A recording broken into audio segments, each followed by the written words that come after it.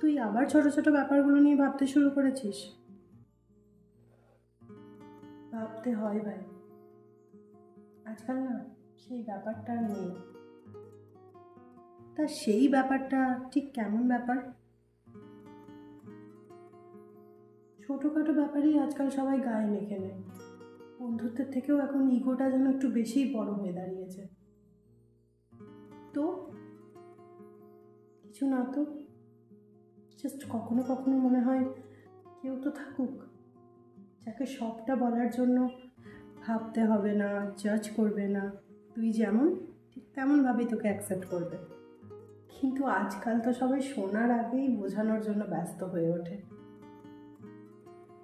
তাহলে তাকেই শুনিয়ে দে সব কিছু। কাকে?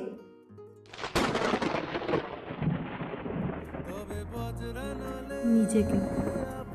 কারণ একমাত্র তুই নিজেই আছিস যে কখনো নিজেকে জাজ করবি না, সব পরিস্থিতিতে নিজেকে সামলে নিবি। আর মনে রাখিস, যে নিজের সাথে থাকে, অন্য কেউ তার সাথে থাকলো কি থাকলো না সেটা খুব একটা ম্যাটার করে না। একলা চলো রে।